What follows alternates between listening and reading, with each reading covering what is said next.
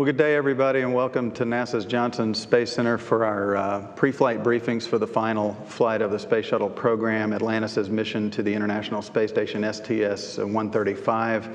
We have a series of briefings for you today, the usual set of briefings to lay out the entire mission for you ahead of the launch, which is scheduled for next Friday, July 8th.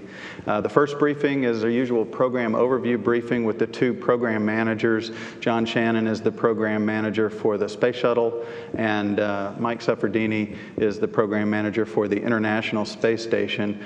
Of course, we'll hear from both gentlemen, and then we'll take questions here and at other NASA centers that are online.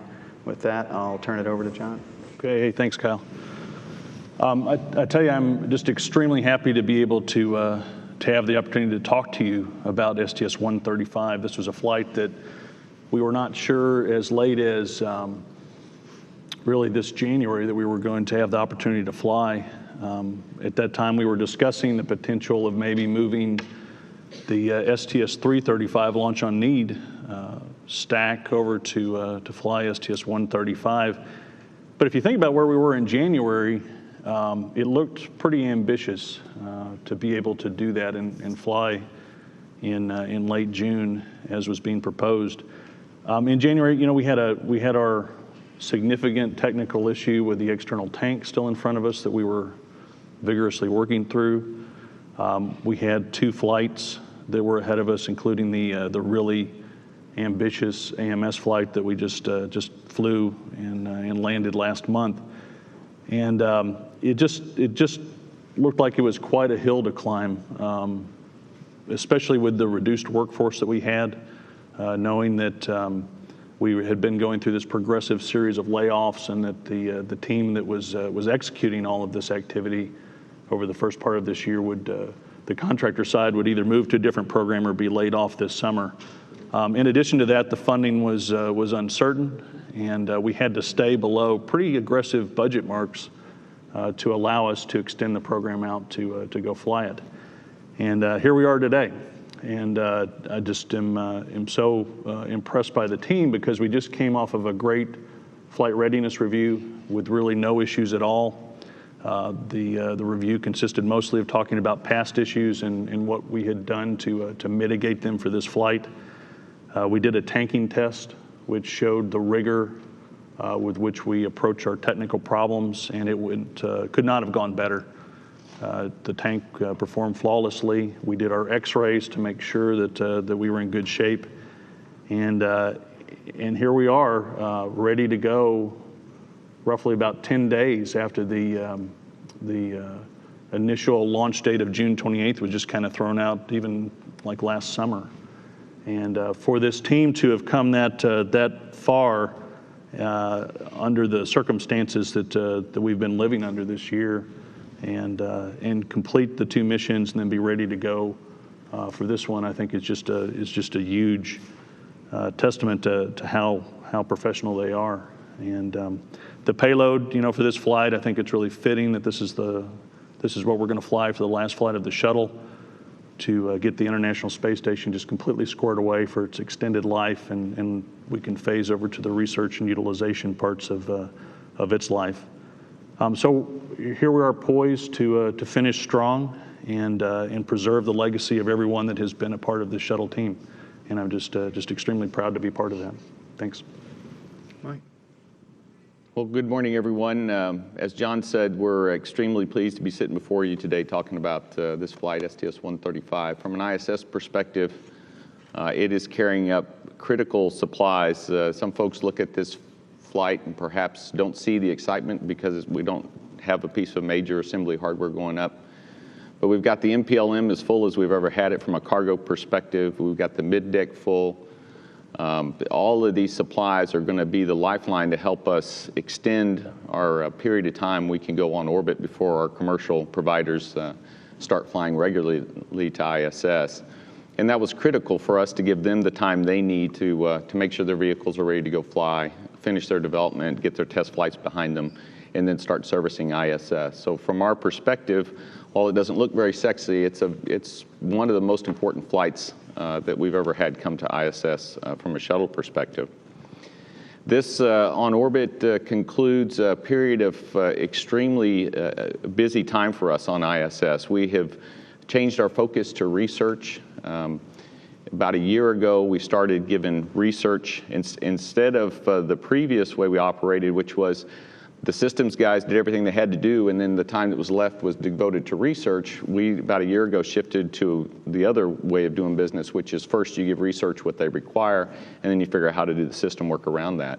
But be that as it may, of course, you always get challenged, and this last year, things started kind of moving to the right. We had the shuttles move, we had ATV moved. We got things kind of bunched up so that this last few months we've been extremely busy on orbit. We had STS-134, we had an ATV that had to boost the ISS to the highest altitude she's ever been at. We had to get the ATV off and get the progress on, and then we have ULF-7 coming right in the heels of that. So following ULF-7, we will be able to transition and provide more time to research, whereas prior to that time, we weren't able to devote the total amount of time that we had been asked, and that was weighing heavily on our minds. But in the end, you got to do what you need to for the system so that it can ultimately support research in the long run. During this period prior to ULF-7, we expected that we would not have much time for research. We showed weeks for anywhere from 0 to 10 hours, and we challenged the team way back prior to STS-134. Cumulatively, compared to what we thought we were going to give them, we were able to give them about 100 hours more than what we'd expected. So the team has really focused hard on doing research while we've wrapped up these last few missions to ISS. This particular mission will be a challenge for us as well. They all seem to be, but this one has its own unique challenges. Of course, we're flying a crew of 4. We're doing that in order to make sure we have what we used to refer to as CSCS. I don't know what we call this case that we're flying into today. But we've built a case around protecting the crew if in the unlikely event we have a shuttle problem. Before, we used to plan to bring another shuttle up, and we always had one ready to fly in time.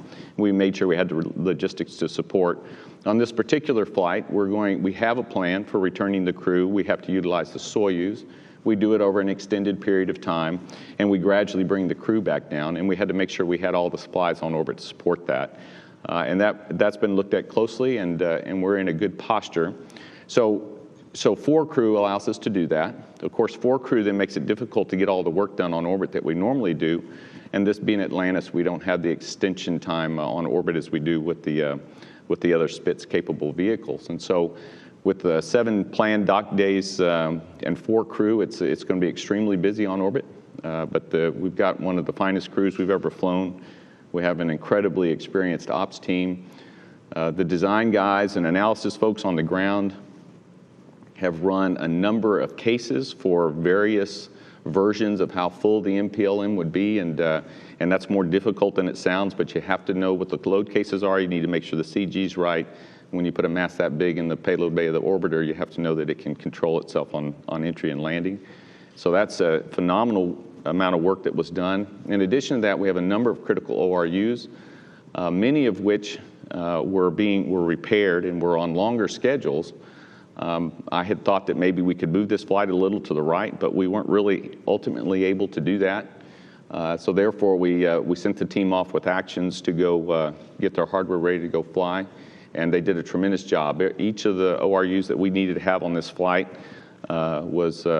they picked up the pace, they got them refurbed and in the MPLM, including something we call the advanced RIFTA. This is the tank that takes the brine from the urine processing assembly. Typically, we fill those up and have thrown them away, and they're big, heavy tanks. We've gone to a process now with this new design where we can empty the tank on orbit, and then we dump the brine either into the Rodnick tanks or disposable cans or bags. So the team has done a remarkable job getting ready for this flight, and in spite of how simple the cargo bay may look, it's a very critical flight to us, and we're ready to go. And I think it's very fitting last flight of the shuttle to play such a critical role in the future success of ISS. Thank you. Okay, we're ready for questions. To make this easy, we'll just run the front line if you have a question. We'll start right down here on the front. Where's the... Or back there. That's in USA Today. One question for each of you, if I might. For John Shannon, can you run us through the most recent shuttle employment numbers, where your workforce stands today, and what you expect it to be by the end of August?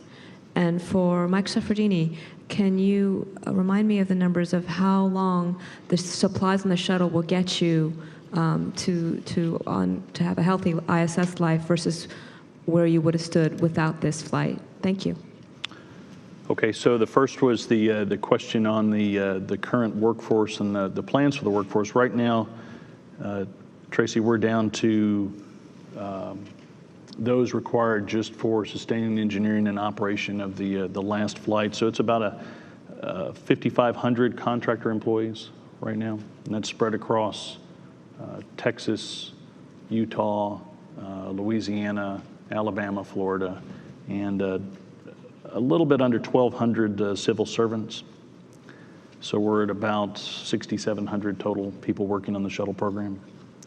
And the big layoff is really right after the shuttle landing, and then we will keep some people in Florida for down mission processing. So on July 22nd, if we launch on July 8th, there will be a significant loss, about 3,200 contractors.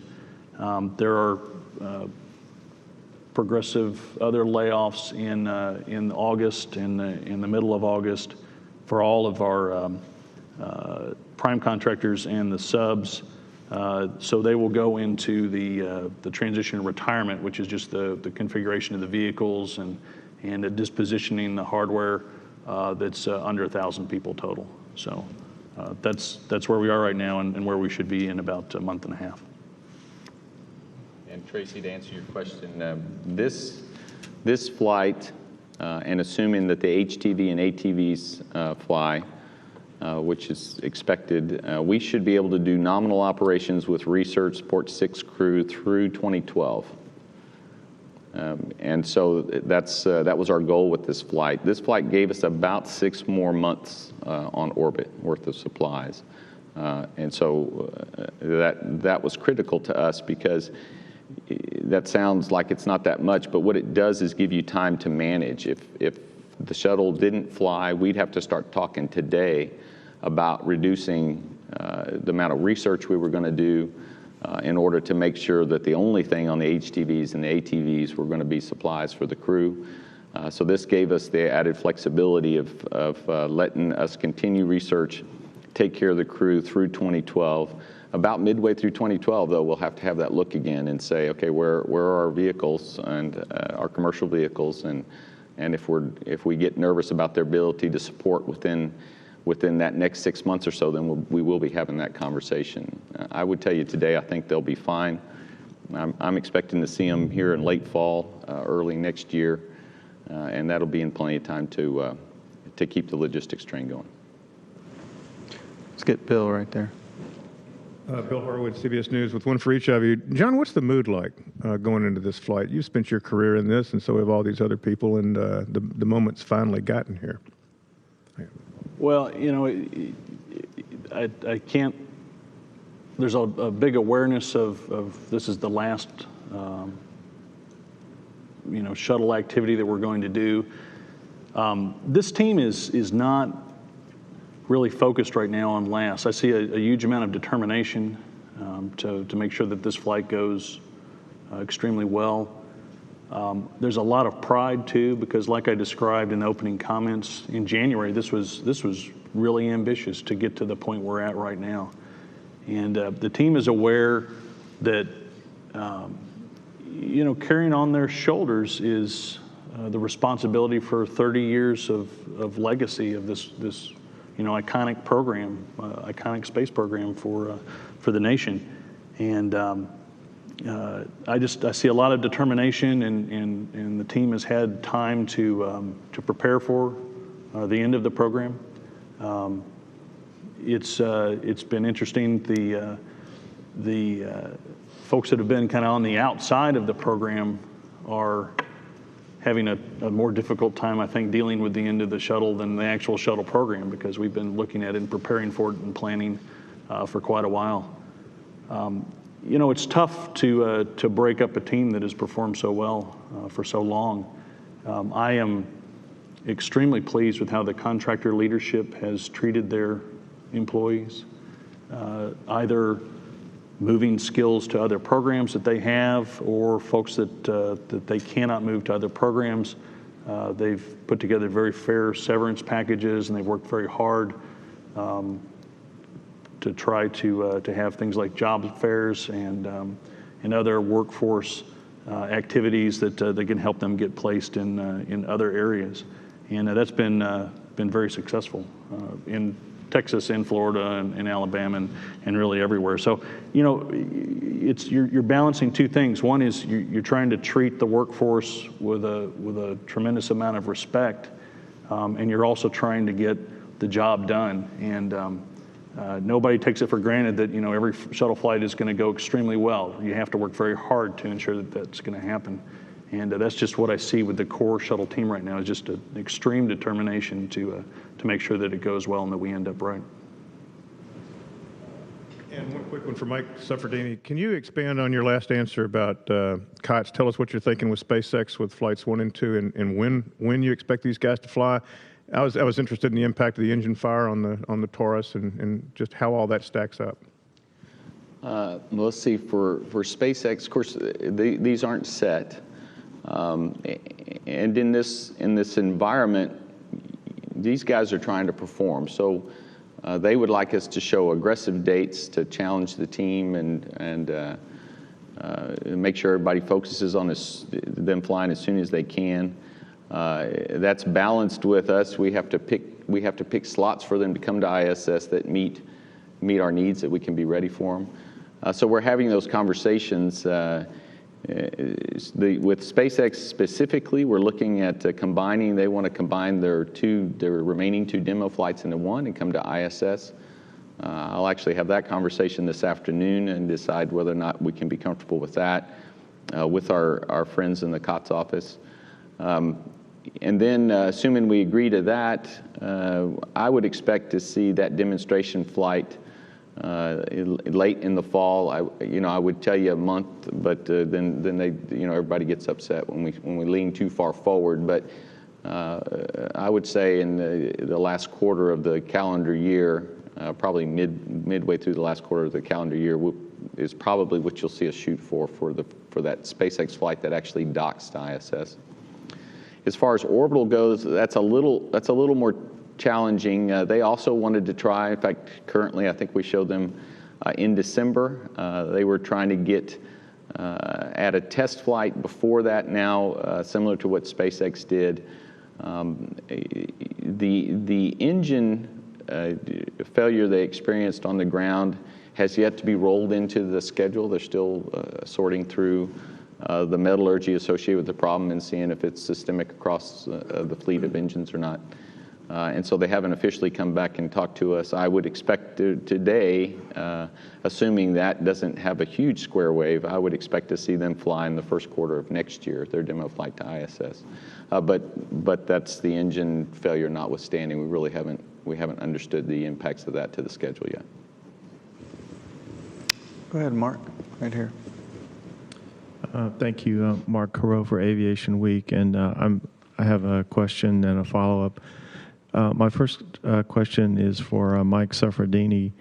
I think in the past you've sort of characterized, especially the life support gear on the station that's recycling the water and the oxygen as sort of in the development stage. And I wonder if you can sort of characterize where you'll be with ULF-7 once it reaches a station in terms of additional troubleshooting you can do, and also the kinds of spare parts you have to keep the life support systems working. That's a great question, and I could spend 3 hours talking about the life support system on ISS, and I won't do that to you guys.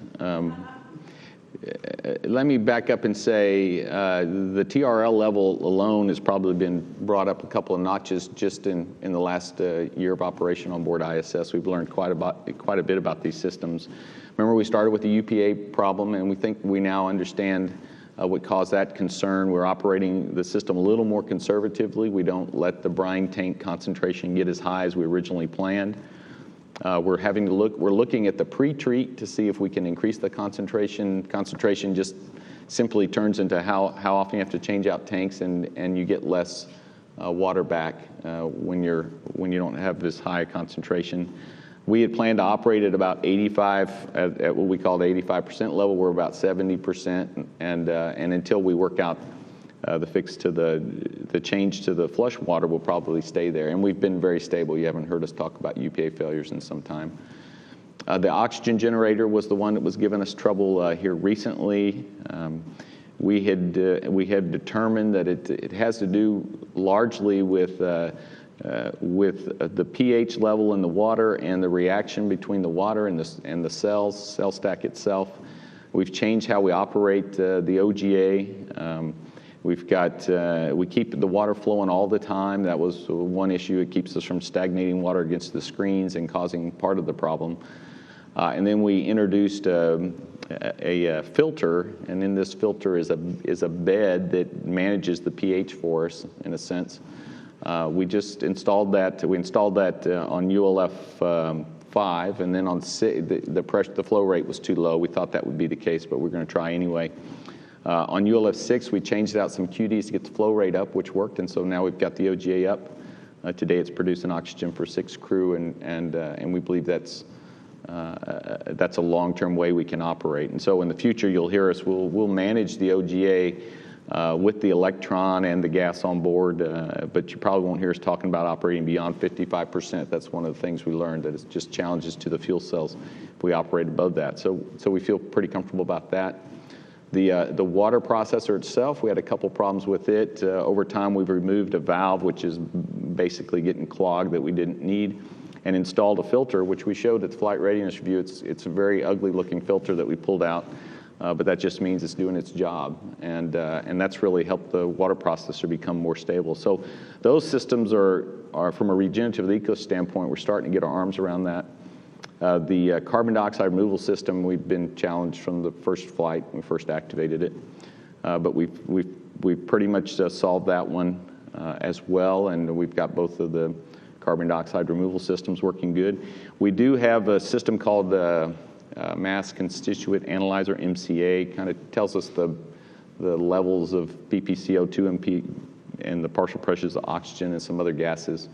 That system's challenging us a little bit these days. It's a relatively small system. And we'll work through that. That's not as critical. We have other means of measuring the environment, so we're not as concerned about that. So overall, I think we're much better off than we were. It was good we had this extra time with Shuttle flying to provide the supplies. We have at least one spare for all of the critical systems on orbit. In most cases, we have 2. And that's the exception, with the exception of the Seadra beds themselves. We don't have spare beds, but we have 2 Seadras, and only takes 1 to do the entire crew on ISS. So I think we're in really good shape now. That was almost 3 hours, sorry. John Shannon, you mentioned something about where the workforce goes in terms of numbers in August.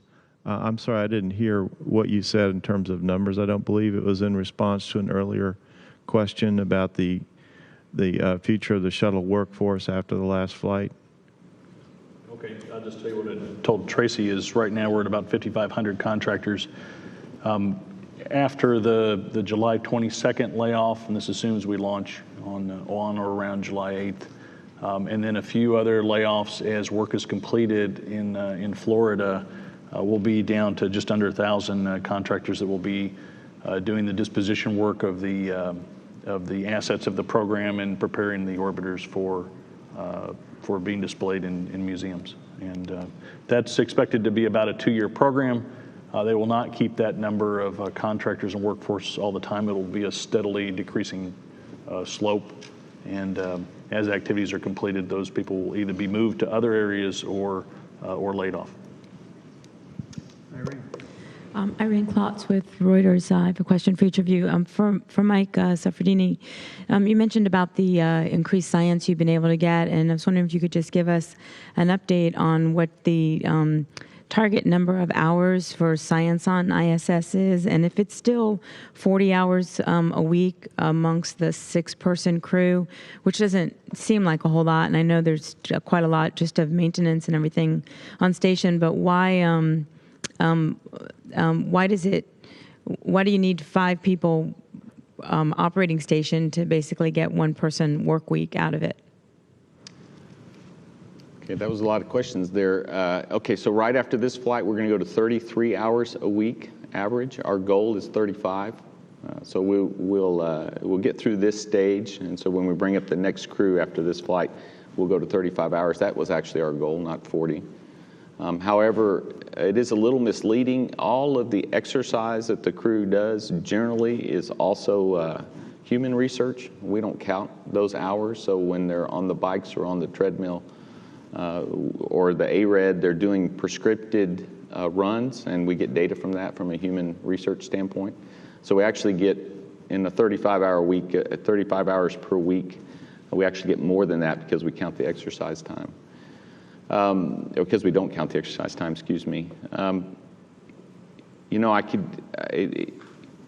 spend a lot of time talking about this topic. First of all, it's the USOS crew is where we get our time from. That's only on the USOS. That doesn't include the Russian research. So the ISS crew essentially has 3 crew on the Russian segment dedicated to Russian segment work and 3 dedicated to USOS. The crew work day, not counting their time exercising, is 6.5 hours per day. And we don't obligate them to work but about half a day on Saturdays and that's for cleaning up, cleaning screens and housekeeping type chores. So you can do the math pretty quick. You start asking yourself, how are we able to give them 35 hours a week? And it's just there's a lot to be done on station. It's a very big vehicle. It takes a lot to maintain it. Any extra time we can get, we do for research. You find that our crews give quite a bit of their weekends to research. So when we say we're shooting for 35 hours, in fact, every increment, we've actually gotten more research time than we expected because of the work that the crews do over the weekend just to participate. And we used to call it Saturday morning science. Sometimes it's Sunday morning. It just depends on how the crew is feeling and whether they have the extra time to give. So we don't try to find things for the crew to do. We carve out 35 hours and we have to work really hard. We have to manage the maintenance of the systems to make sure we give that to them. It's a big vehicle. It takes a lot to maintain it. Things you take for granted here on the ground, we have to dedicate time for. Irene. And for John, I know the NASA's human spaceflight program is not ending with Shuttle, but it certainly has been the cornerstone of the program, and I think to most people, the most visible part of NASA. And I hope this doesn't put you on the spot too much, but do you think that the agency is going to have something along the lines of an identity crisis as far as the outside world is concerned after Shuttle stops flying? Well, I think it's very fair to say that the space shuttle for a majority of NASA's existence has been the icon of the human spaceflight program. So now we're going to retire it, and I think this is my personal opinion, Irene, is that that is okay. We have a significant breadth in the activities that we're going to do. We'll focus on ISS. It will become the cornerstone of our human spaceflight activities. We've got the commercial crew and cargo activities coming along, and I kind of like my mental image is that NASA should be doing those things that are on the leading edge. And the shuttle has been an amazing learning tool to provide us the platform and opportunity to learn how to operate in low Earth orbit. We've learned how to assemble, we've learned how to do spacewalks, we've learned how to control the medical aspects of spaceflight, especially long-term spaceflight. We've learned a lot about just how to do things in space. And now I think it's appropriate that we are handing that over to commercial companies to capitalize on that experience that's been learned. And so given that leading edge kind of theory, I think NASA should go and expand our sphere and take on the activities that are outside of LEO. So we'll kind of leave behind LEO to ISS and commercial and human space flight. For NASA, we'll work on the challenges of doing things in GEO or high Earth orbit or potentially, lunar orbit. We have the proposal to do near Earth object activities. And so that to me is the leading edge activities. We're leaving behind the LEO, I think, in good hands, and we'll go on to the next thing that is difficult to do. And I think most of the folks that are involved with NASA understand that with the limited funding that we can expect, that you can't carry everything with you. To do that next thing, you have to give up something. And it's appropriate in the right time with ISS and the configuration that it's in right now to give up the LEO piece of it and really concentrate on the next activities. I think another benefit that we don't really talk about very much is that comes from retiring the shuttle program is that now NASA has freed up a lot of people that know how to fly in space, that know how to get hardware configured, to do development, to do integration, to do the planning of missions, and can actually go and execute those missions. So my confidence that we're going to take a little bit of downtime, understand exactly what we want to go do. We have the right people to go do it. There seems to be sufficient funding to go do it. So I think there's a lot of excitement in the air when you realize that, yes, it's sad to give up what you know, but LEO is in good hands. We're going to go on and do the next thing, and we have the right team to go do it. Gina. Sari, ABC News. 2 questions. John Shannon, let's start. How's the dynamic different with 4 people on the crew?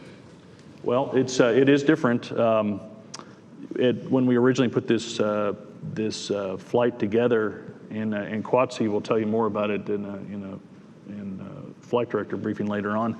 We did not think we would be able to rendezvous on flight day 3 like we normally do, just because of all the activities that happen in flight days 1 and 2. But as they practiced and as they worked through different processes, they were able to get to a point where we could rendezvous on flight day 3.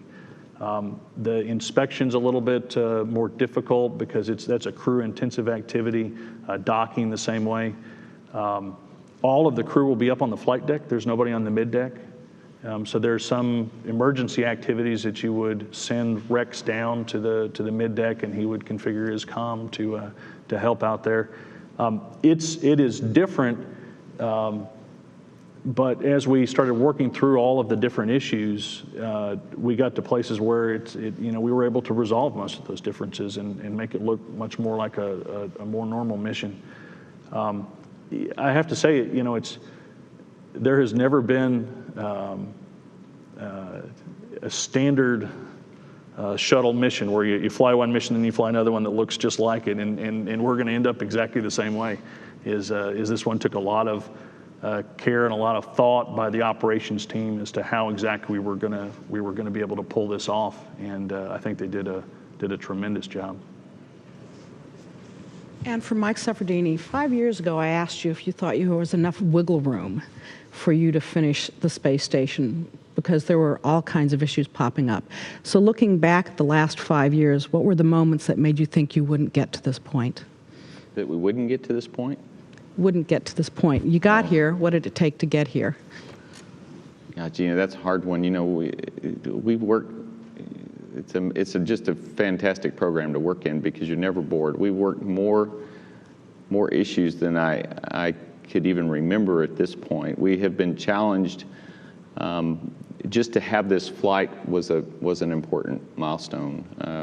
There are some systems that we worried about. The oxygen generation was one I really worried about, whether we were going to figure out how to tackle that before we got to the point where we didn't have a regular logistics train. That's been an important one for us. We've been really, ultimately, throughout this program, we've been relatively blessed from an anomaly standpoint, but the pump module failure taught us a whole lot.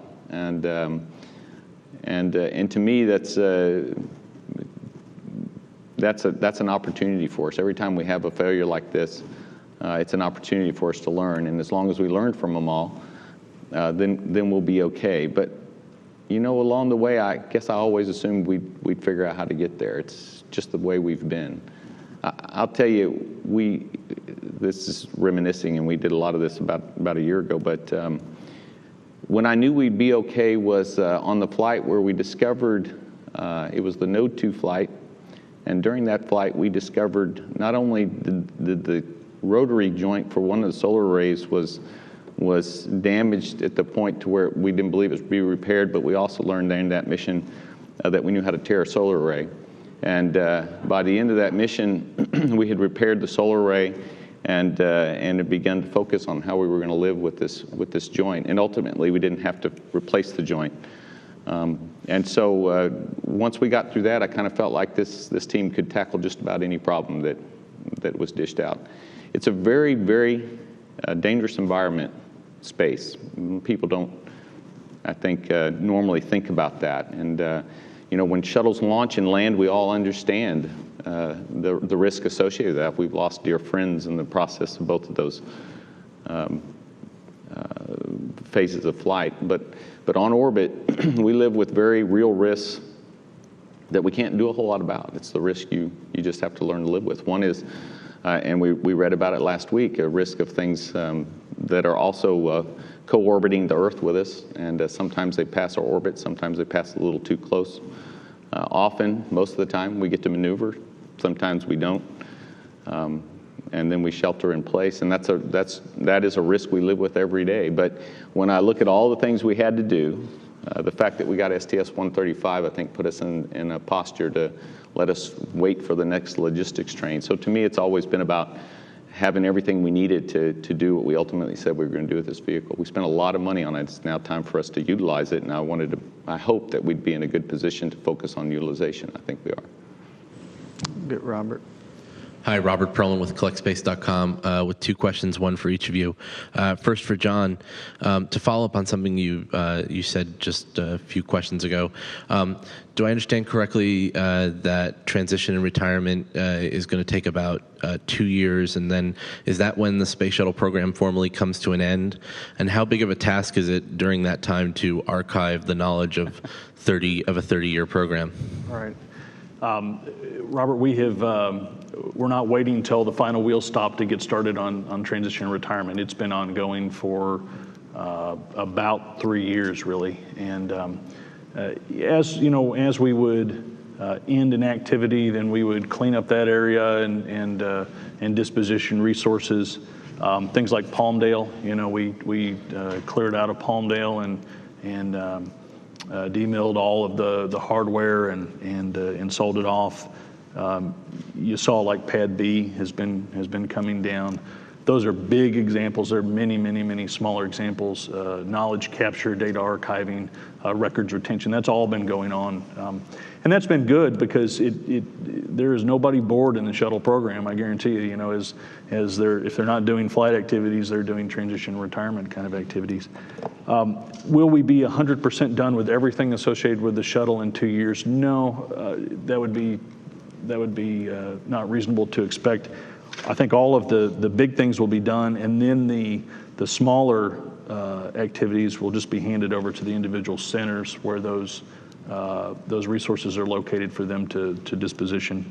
We'll concentrate over the next 2 years on things that are outside of the fences of the centers, at contractor sites, making sure that they're all squared away, and we've dispositioned all the resources and recorded all the activities that we needed to.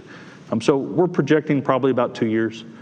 The shuttle program will end 30 days after wheel stop on Atlantis on this flight. That'll be the official end of the shuttle program.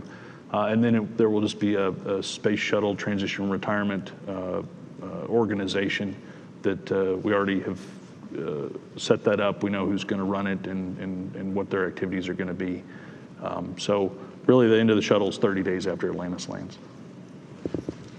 And for Mike, in the rare case that this mission had to take CSCS Safe Haven on the space station, where does that leave you at the end with the space station? Can you still support a 6-person crew at that point, taking into effect the supplies they're delivering with this flight? That's an excellent question, Robert. In fact, what we showed through our work is that we, in fact, it's a gradual coming down of the crew. It's not one flight comes up and all 4 crew go home. So we begin relatively early by removing one of the crew, and then eventually come down. By December timeframe, we're down to less than 6 crew actually. So from a resource standpoint, the resources aren't quite as challenged. Then the crew actually the crew number stays down below 6 for a while. And then what we made sure was that given the normal vehicle traffic that we can expect, not including the commercial cargo vehicles, so we made sure we didn't have to rely on those, that by the time we got the last crew person home, we could reconstitute back up to 6 upon the return of the last crew. And it was, I've forgotten, a few weeks later we fly a Soyuz up with a full crew of 3, and we get back up to 6 and can continue on. So that was the assumption that we made.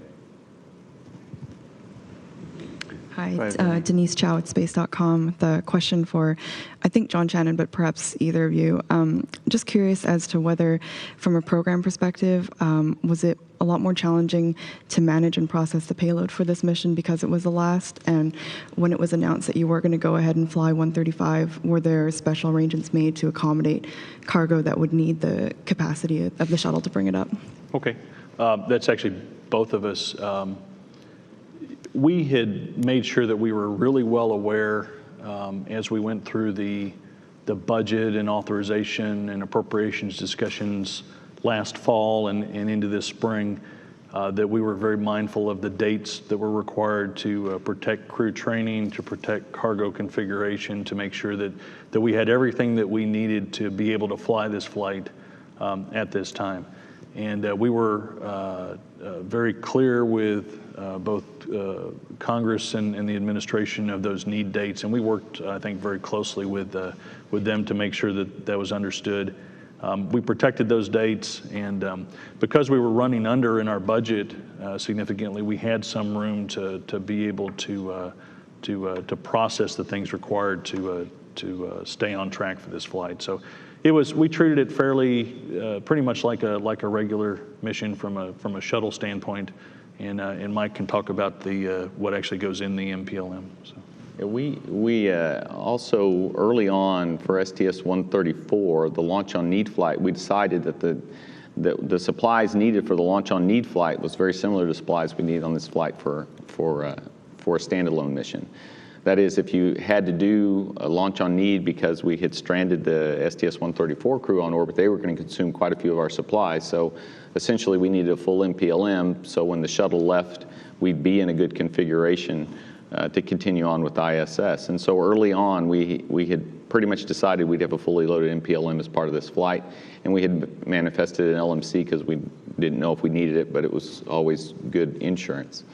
And then we made sure that we protected the team that does the work to load the MPLMs and manifest and essentially hands-on load the LMC were protected in our budgets through the end of when we expected STS-135 to fly. And as you may recall, the LON was in the late June timeframe already. So we had kind of, because of what we needed to do if we had to do the LON, the 135 mission itself was essentially the same. It was 4 crew, it was an MPLM. We'd hoped to unload the MPLM and rescue the crew at the same time. And so we've kind of been following this road for some time and made sure the team was at the right size to protect that throughout. Okay, let me take 2 more questions here, then we're going to go to KSC, and then we'll come back. So I'm going to get Marcia and then Eric, and then we'll pick up with you when we get back from KSC. Marcia Dunn, Associated Press, with 2 questions for you, Mike. There's a perception in the public out there, I think, that I hear a lot, is that U.S. human spaceflight is ending when the shuttle retires. And John just said that the space station is going to be the new cornerstone for NASA's human spaceflight program. So my question to you is, how do you combat that perception that human spaceflight is ending in another couple weeks? And do you plan to make any adjustments to the way the space station is presented to the public to try to counter that? And then have a follow-up. Well, first of all, I hope to see all you guys at our press conferences, because we'll still have them. And just because the wing guy's not flying, I hope you guys will come, because things are going to happen on board ISS. And I can't do anything differently operationally, but we have tried very hard to begin communicating. We've always tried to communicate, but we're doing things different. I think the national lab is going to make a big difference. We're really reaching out to a broader community, and it's a community that expects, in a lot of cases, national lab efforts are efforts by individuals who want to create something that's going to benefit humanity. I mean, they want to make money, but you're going to read more about it. So I think that's going to help fuel the system. We still have many launches, all of which tend to get a lot of attention, the launches themselves. I would expect that the first few commercial cargo flights will have a lot of attention. The commercial crew discussion is something we've defined all the requirements for the commercial crew vehicle now, and we're a big part of that, so I think that'll help. But we do need help explaining to people the significance of this. And I think when we start focusing on utilization and spend more time on utilization and bring more folks to ISS to utilize it, it'll sort of self-evolve because of the interest. AMS, I expect those guys are going to come out of the woodwork one day and tell us exciting stuff. It takes time to collect the data, so we don't talk much about it, but you expect exciting things there. There are vaccines that are going to be created for salmonella. It's only a matter of time based on research done on ISS. They're the same guys that turn their attention to the MSRA, it's called. It's a staphylococcus that you get. Often you find them in hospitals. Very hard to combat. We also have high hopes of solving that because of the microgravity environment. Pharmaceuticals in general, I think, will benefit. If we're not going to get the same press, we're not going to get the same interest, but if we keep station fully utilized and we keep folks coming and going and utilizing for what it's supposed to be utilized for, then I think over time it will become more obvious. But that's the way we have to do it. We have to get it fully utilized, and as long as it's always being utilized to its fullest extent for the benefit of the U.S. and our partners, then I think it won't matter if we got a lot of press every day or whether we got a little bit, just as long as we got enough to make sure that we were utilizing it to the benefit of all. So, and what John said, I believe, of course I do, I'm the ISS program manager, but it is the cornerstone. It's not just the cornerstone because it's the only thing that from a human space flight that NASA's operating in orbit.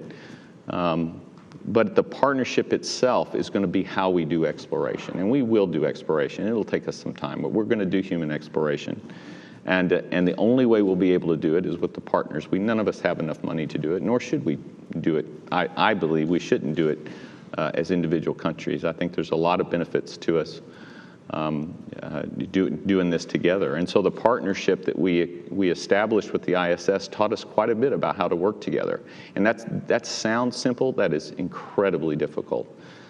Just to feel safe that the way they build hardware or the way they operate is going to be something you can lean on in the future. You got to discover that together in low Earth orbit. You can't discover that when you're between here and Mars somewhere and figure out that you guessed wrong. So this partnership is critical to our future.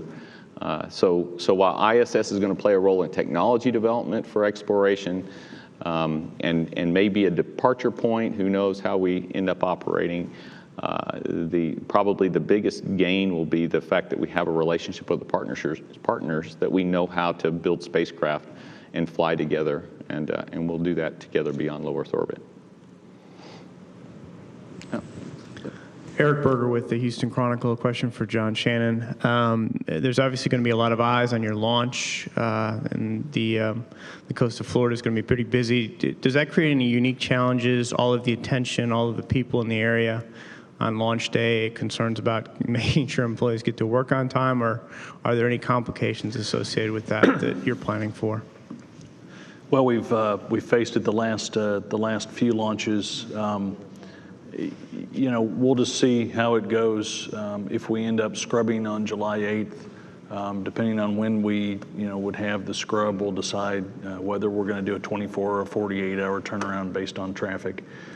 We do expect a significant number of people, it being summer vacation and the last flight, and there's a lot of excitement down in Florida to do that. We'll deal with traffic, and we'll deal with when's the right time to bring the team in. It doesn't make sense to make the decision now because you'll look at weather and other things that we can't predict at this point. From a team standpoint, though, there's no difference in the way we're going to operate, in the way we're going to address risks or problems or anything else.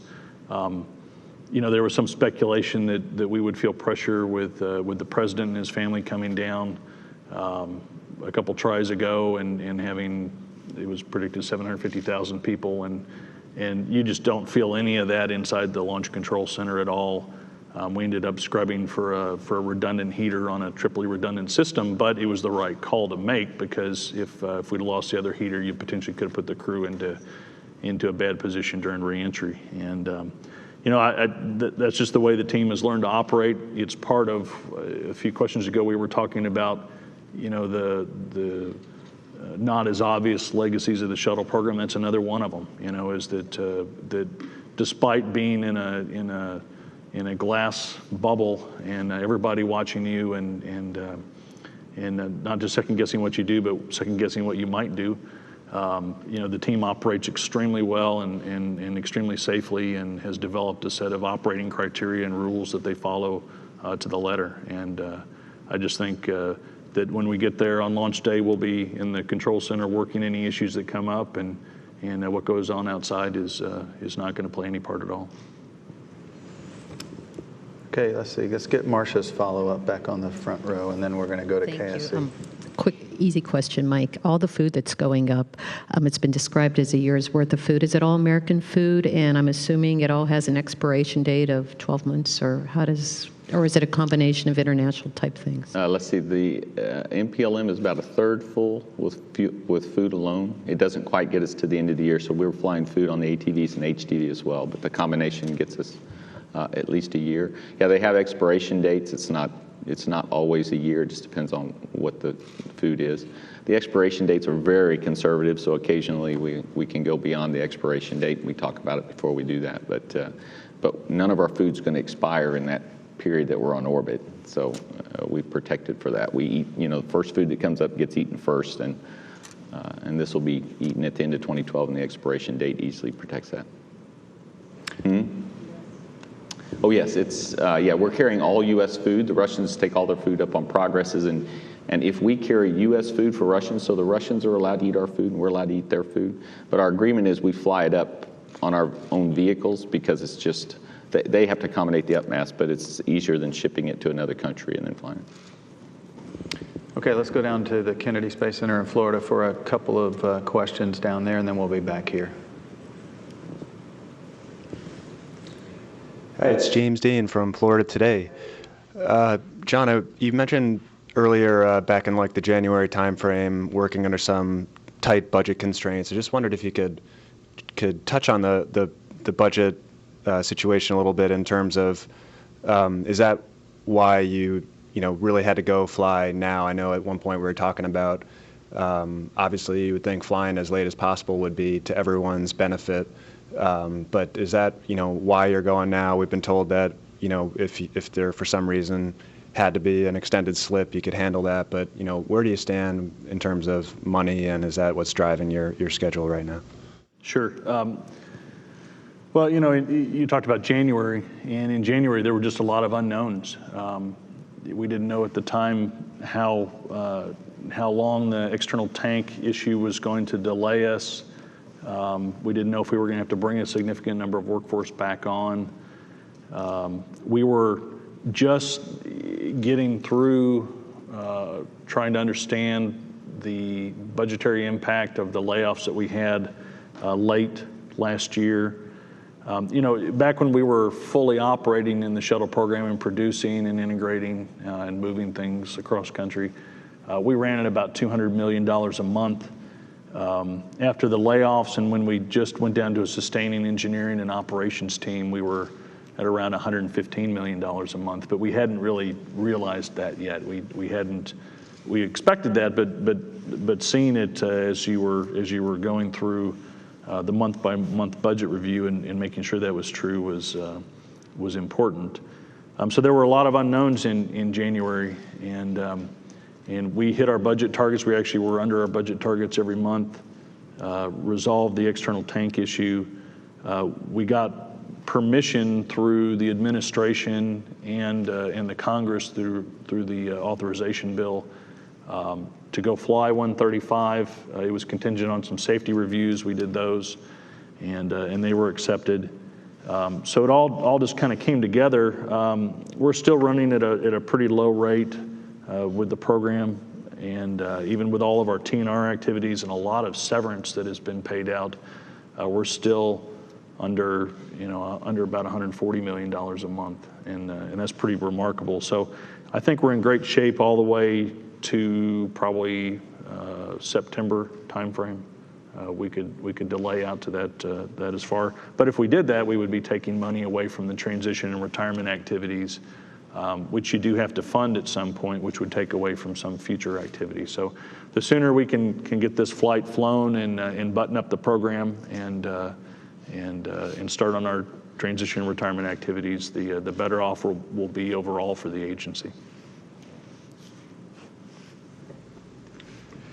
Thanks. And just regarding the shuttle retirement happening now, we know, of course, the shuttles could fly many more missions, but station assembly, its primary mission, is complete. I'm not sure what the shuttle might do moving forward if you were able to continue flying, other than running MPLMs and that sort of stuff back and forth. I just wondered if you could speak a little bit to, do you think it's appropriate to stop flying now because you've essentially completed the mission, or could you come up with lots of things to do if you had that opportunity to keep going? I can always come up with lots of things to do with the shuttle. I think that's what that was the proposal, that when we were kind of knocking around shuttle retirement and what's next, and the thought was that you would fly it twice a year to provide the logistics supply chain to the ISS. Now we have at least in development, is a multinational redundant logistics supply chain going to ISS, which I think is pretty strong. And having the shuttle go away is causing it to get even more scrutiny to make sure that it's going to be sufficient. James, the bottom line is there's not enough money.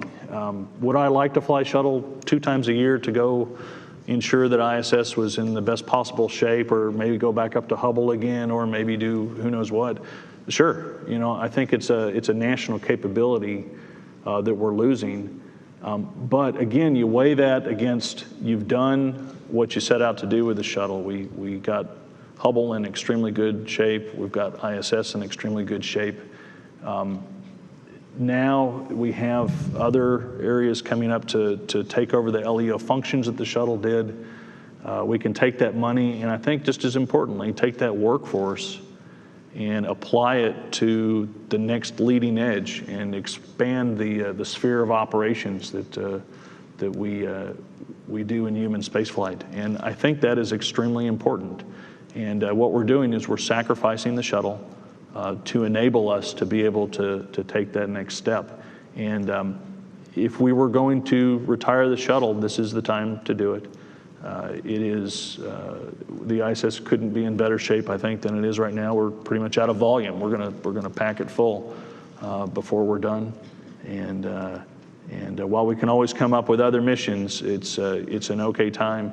And I think that we're going to just expand the breadth of things that we do as a nation and as an international partner. And so that's kind of how I came to peace with all the decisions that were made. Todd Halverson of Florida today for one or both of the gentlemen. I'm thinking back over the assembly period and the 159 or 160 spacewalks that were completed in the assembly and maintenance of the station. And of course, we have the last spacewalk of the shuttle era coming up on this mission. I'm wondering what you would pick out as the most significant problems encountered during spacewalking assembly, and I'm wondering if you're surprised that there are so few to point to. Yeah, Todd, I tell you, if you go back to the early '90s time frame, it was pretty intimidating when we looked at how in the world we were going to assemble the ISS and the number of EVAs that were required, and we referred to that, you all know, as the EVA wall, this wall of EVAs that we would have to do, and they would have to be successful in order for the ISS to be a functioning vehicle.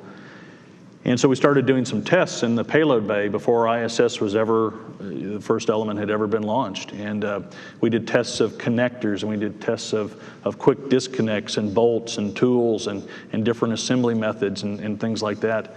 And that test program that we did, I think, really helped us understand a lot of different design features that we would need to make sure were included in the ISS design. And we had the brand new NBL out at Sonny Carter Training Facility that we started using and practicing. And to do a spacewalk is not, well, let's put on our suit and go outside and figure out where our tools are. It is incredibly choreographed, incredibly scripted. And that is why, and I think this is just a NASA thing, right, is that we practice a lot. We practice everything a whole lot. And we practice contingencies a lot, and we think really hard about what could go wrong, and then we practice on those things, and then we think about the next thing that could go wrong and practice those. That's why the EVAs and the spacewalks were successful. When I look at it now, ISS is enormous. It is so big. And if you look at some of the translation paths, they are just going and going and going. We never really had to deal with that, of course, with the shuttle payload bay, right? You're not translating very far, and if you have to go very far, you use the arm to take you there. That was the thing that I think just amazed me. And as we started to do that, we found out we had a problem with our gloves. That whether from micrometeoroid hits or other sharp edges or something else, we were getting some cuts in the gloves, which really alarmed us. And very quickly, the team was able to turn around and reinforce critical areas in those gloves. And we went from having a major problem that we were really concerned about to something that we don't even hear about anymore. So I think the key to the spacewalks and what has been done to make sure they're all successful is just preparation. It just absolute 100% preparation to get ready to think about contingencies, and then to learn about it, because we debrief quite a bit after each flight and after each spacewalk, learn what went well, what did not go well, and then go modify what you do the next time. And that continuous learning behavior, I think, is key to it, that and just repetitive practice. Thanks. And I'm wondering, people after we'll stop on this mission are obviously going to look back, and they're going to inevitably be some folks who ask the question, was the shuttle program worth it? Was it worth doing all of these flights to build the space station, and was the shuttle program worth the expense that the American taxpayers put into it? And I'm wondering what your answer would be to that question. Yeah, I think, Todd, that's a very valuable thing to ask about any endeavor, right? Is when you look back at it, because that's how you learn, and you can modify maybe what you're going to do next time based on what you just learned from this one. I think that, the people that don't like the shuttle, and they're out there, they'll go back to 1972 and say, wow, you guys said you would, fly every week, and it would be regular access, and it would cost, I don't know what the number is, but a very low amount of dollars to go fly a flight. You guys didn't make that, so the 30 years of shuttle operations was a failure, and that's ridiculous. The shuttle that may have been the initial thought, but to have that thought after 30 flights, human space flights for the nation, we were not in a position to say that was something that we thought we could go do. I think it would be very naive to do that after such a limited amount of experience. What the shuttle is it was an unbelievable learning tool. And we were able to take this vehicle that is incredibly capable. You can do robotics, you can do spacewalks, you can do payload deploys, you can do payload retrieves, you can do Earth observation, you can do science laboratories, on and on and on. We were able to learn how to do all those different kinds of activities in low Earth orbit. We were able to learn how to keep people healthy. Things like space adaptation syndrome, which was a big problem in the early shuttle flights. You don't hear about it much anymore. Different things like bone loss, on ISS, they're doing the things required to understand how to mitigate that. Those are all things you have to do if you want to move outside of low Earth orbit. And so as a learning tool, the shuttle was amazing. And we built this tremendous body of knowledge in how to not just get off planet Earth, but once you're off planet Earth, how to operate in that environment. And so now, I can't put a dollar value on that national capability, on that body of knowledge. We have it now, and now we need to make sure that we use it and that we move forward and our next programs build on that body of knowledge for beyond low Earth orbit activities.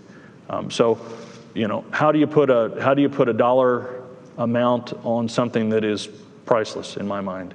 And that is what we have learned over doing shuttle operations for 30 years. We've matured as a space program. We've matured as a nation in how to go into space, what to expect in space. Even if you take something as devastating as the accidents, what did we learn out of that? Well, we learned rigor. We learned that there are no small problems, that you have to go back and look at flight history and you have to understand exactly what you have and exactly what you're flying. And we also learned resilience. I mean, the worst thing that could possibly happen to us happened to us. And we still picked ourselves back up and fixed our problems and had the courage to go fly again. Those kind of things are priceless. Learning how to do that as a nation is incredibly important. And now we're going to take this team that has performed so well, and we're going to move into the next sphere of operations, and I think we'll be just as successful in those activities. Okay, we're back here for the time we have available. We'll run the rest of the questions across the front. We'll start with Mark. Hi, Mark Kirkman, Interspace News. I don't normally ask the non-technical feeling questions, but I got a couple of them. First for John. If I remember correctly, there's only been 7 or 8 program managers, and I was just wondering if you can reflect on being the caretaker here at the end of the shuttle program and maybe how that squares with your thoughts when you first walked in the door as a new hire. And then my second question is, tomorrow, I guess, is the last ascent sim for the crew, and then the shuttle simulator essentially becomes a museum piece or a toy. And after wheel stop, the flicker becomes, well, I don't know what you're planning to do with the flicker. If both of you could reflect on kind of the mood around here. I'm not here all the time, but I certainly remember how things used to be, and the parking lot looks emptier, the cafeteria is emptier. I was just wondering, is that your observation, and what your thoughts might be on those from both of you on that one? Thank you. Yeah, okay. I think I'm going to take 3 questions on that one. The first was number of program. I think we've had 11 program managers. I haven't counted, but I get advice from them occasionally. I have not had much time to just sit back and reflect on it. I do feel pressure that we have to preserve the legacy that those guys have built for us. It's been an amazing run over 30 years, and I want to end the program right, and I think that's the whole shuttle leadership team. They really want to end it right. It would have been incredibly unfortunate to have ended the program after Columbia and have all the things that the shuttle program had done just be remembered by that. I think picking ourselves back up, completing station, getting it squared away, getting HST squared away, we're on a great run here, and we need to just finish up really strong. And that's really my focus and the team's focus is you feel that. You know, it's, I don't know if you're ever on a sports team or band or you know, drama or whatever, you know, and if you come into something with a legacy of extreme success, you feel pressure to keep that string going, you know, and keep that success going. And I think the team feels that. That's a very good motivator, though. That's a good thing. You talked about the shuttle mission simulator, the motion base. Tomorrow's the last set of ascents, we hope. And then we'll shut it down. It's going to an unbelievably fine institution, and it will have a great home there. And we actually brought some grad students from Texas A&M in and let them fly it so that they could see what they were getting, and hopefully they'll be able to put it back together and be able to use it as a teaching tool. So.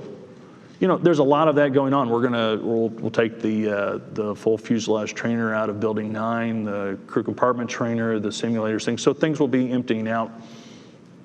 It's a little bit of a shock, you know, because my whole career, all that has been here. But I think, again, you get the determination and the motivation. Let's fill it up with something else. Let's fill it up with what the next program is going to require. And that needs to be our focus. I would be very upset if the shuttle team went off and their next activity was to plan our 1-year reunion, you know, or plan our 5-year reunion, or just, you know, that is not what these guys are all about. These guys are all about let's quit talking about last and let's talk about firsts or nexts, you know, and that's the important piece of it. JSC itself, you talked about the cars. JSC will get smaller. Already we're a smaller center than we were. 2 major programs are going away. But that's okay, because I think as we get smaller, we're able to focus a little bit more too, and start looking at the things that are going to be required to enable that next round of exploration. So, you know, you're going to have cyclical employment based on the mission. We don't keep jobs here just to have a certain number of jobs. We keep jobs here so that people can actually do something and actually accomplish a mission. And as the mission focus becomes more clear, then the jobs that are required to fulfill that mission focus will appear, and then we'll be rolling again. Oh no, you said it all. Sorry. Except I didn't.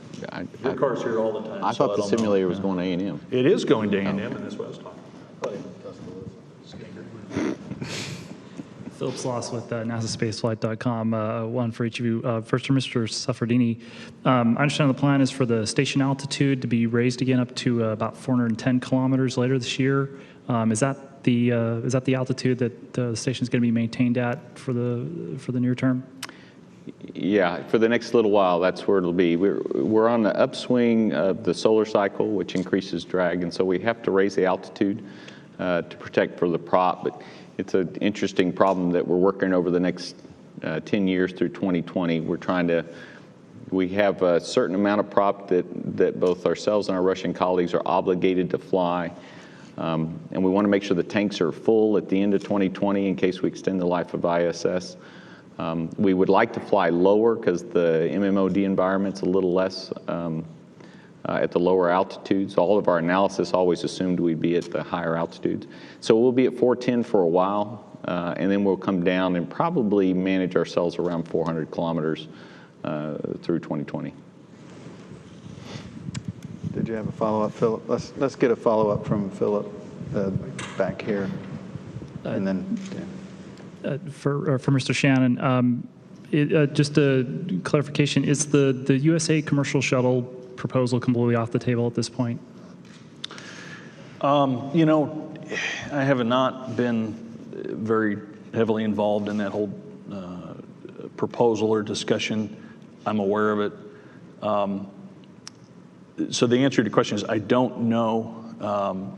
I don't know the status of it. What I do know is that we're not going to release Endeavour for unrecoverable actions in its retirement processing until we get a letter from headquarters to do so. We've done a lot of work, just all the down mission processing. We've removed the forward RCS. I think we're about to remove the OMS pods if we haven't done that already. But we're not taking any action that's unrecoverable until headquarters tells us to do that. That's a little different than Discovery. With Discovery, we just rolled right into it. And that is because headquarters, I think, is letting all of the commercial shuttle discussions complete before we would take those actions. We're not really ready to do unrecoverable actions yet anyway, so it's not going to cost us any additional money. When we're ready to do that, then we'll have the real in-depth discussions with headquarters to make sure, hey, we're going to go do this and get their okay, and then we'll press on. Jim. Yeah, Jim Oberg with NBC for questions for each of you. But for John, first of all, as Atlantis gets ready to depart the station, how thoroughly will it be cannibalized for anything that can be taken on board the station? And does that include possibly things on it, such as the spacesuits that they have to go home with them, but will spacesuit components perhaps be sent back up on supply flights later? And how thoroughly will all those parts be cannibalized to extend ISS?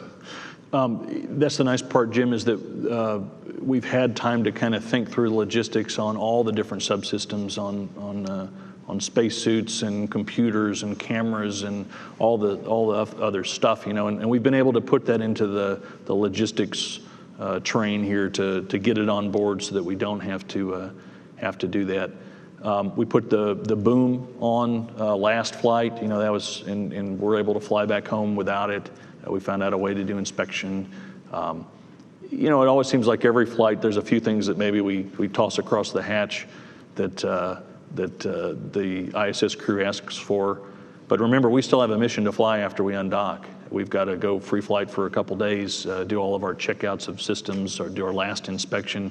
And we have to retain the capability of doing a spacewalk if required to close doors or bring in a KU antenna, or if we found some MMOD damage to take care of that. So, we have to keep the shuttle in a pretty robust condition as we leave ISS.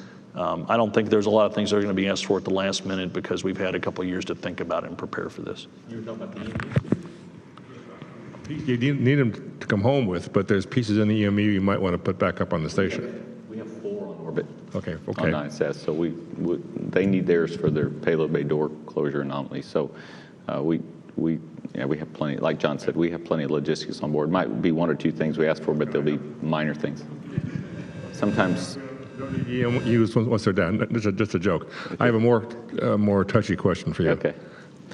We've been seeing a transition once the shuttle has no longer been involved in crew swap on ISS. A transition of the ISS crew composition used to be about 50-50 U.S. and Russian, and it's now settling into a 3-to-2 ratio, 3 Russians and 2 Americans. It's been that way since early last year. It's going to be that way for years to come. Mm-hmm. How did that change in composition come about in the ratio, and was it because of the end of the shuttle crew transportation? No. I haven't even thought about this, Jim. When we talk about the USOS, that's the partnership of ESA, JAXA, CSA, and NASA. And when we went down from 4 to 3 crew, it was understood that the Russians get 3 of those crew and the USOS gets 3 of those crew. So by the nature of the percentages that we owe the partners to fly, which you said is exactly right, we generally have 2 U.S., 1 of the partners, and 3 Russians.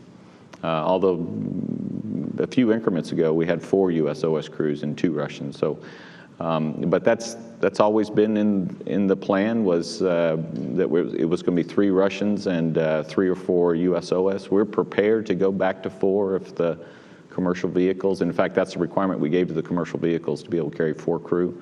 Our systems are sized to have 4 crew on the USOS. And at that point, then the U.S. crew opportunities will go up a little bit if and when that occurs. But we've always been there. Okay, last question. Thank you. Alan Boyle from MSNBC. Just a couple of questions on commercial operations. First, for John, are there any thoughts about how many shuttle program workers, either probably civil servants, might go over to support commercial operations somehow or other, or have you had any thoughts about whether those people would go on to the exploration program. And then for Mike, it sounds as if it's pretty sure that the SpaceX demo flight will go all the way to the space station, probably later this year. Maybe if you could just characterize a little bit more what the decision timeline is. It sounds like the decision is pretty firm, but if there are other places that need to be put in place, maybe you could talk about that a little bit. On the where is the workforce going? On the contractor side, I don't have as much insight into that, because there's no reportables to me on that. But I will tell you that I talk to companies, the Bechtels and the BPs and the Boeings and Chevrons and all the different TIs kind of companies. So across this incredible spectrum of different industries, they are all coming to the job fairs and they are all very interested in the shuttle workforce, because this is a team that they're good at solving problems, they are good at working details, and they've grown up in a safety culture that is very valued outside of this agency. So I don't have specific numbers on the contractors. The civil service workforce, they don't face the layoffs the same as the contractors, so they're moved out into other areas. Some are going into commercial crew and cargo activities. Some are going over to help Mike. Some of them are going into the new exploration program. Some of them are going into just engineering programs. A number of folks have left after their shuttle activities were done, and they've gone into petrochem and aviation and medicine and electronics, IT kind of fields. So I hear back from all of them, and that's actually kind of interesting. As one person will go off to another industry, they come back and grab like 6 of their best friends or people that they knew could really do the job, and then they bring them back in. And so the shuttle workforce being dispersed, it's kind of the rising tide floats all boats, right? There's a lot of industries that are going to benefit from the unbelievable workforce that is available to them. And I'll just be kind of honest here. NASA, when we're recruiting, we kind of get pick of the litter a lot of the times in colleges. We get the best kids, and they come in and they co-op or they do summer interns, and they are unbelievable. They are so good. You keep them here and you grow them up in the culture like I talked about. Even folks that don't come to work immediately for NASA, they may go work for a contractor, and the ones that really are outstanding, a lot of times we'll hire them into NASA. So the quality of the people that we have is tremendous.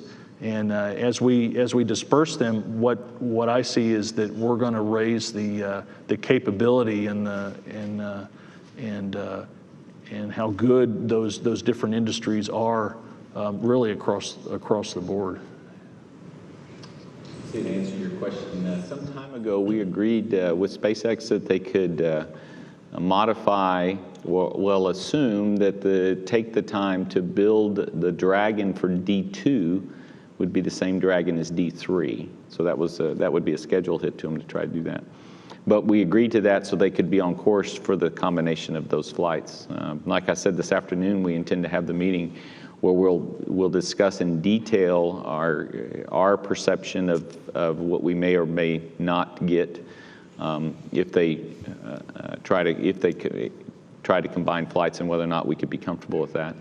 But that decision has not been made. I personally believe we'll get there and be able to combine the flights.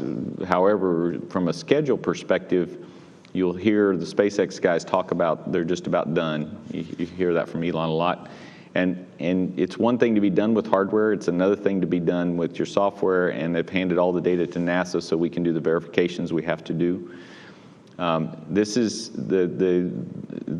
process, this commercial process, means that the whole launch vehicle, the whole launch process, as long as they meet the FAA rules, they can go fly. But from a safety perspective, there's a sphere around ISS that we protect, and once they come inside that sphere, they have to meet all of our verifications that are for safety safety functions. To some degree, you can give up mission success, and we've let them take that risk.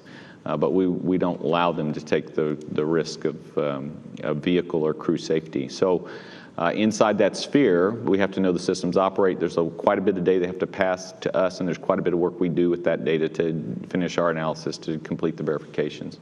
And I really think all that's going to take us to the close to the end of this year to get that all done. And so, that's the challenge. Can they get the data to us soon enough? Can we get our work done? We'll do it as quick as we can and fly as quick as we can safely fly. So the decision's coming pretty soon, but it hadn't been made yet relative to combined flights. Okay, that's all the time we have for this briefing, but stay tuned. Shortly, you'll hear from the two flight directors that will lead the mission of Atlantis to the International Space Station, Quatziala Barujo and Chris Edelin will talk to you in detail about the mission details of Atlantis' voyage. So stay tuned for that. Thank you very much, gentlemen, and we'll be back shortly with that second briefing.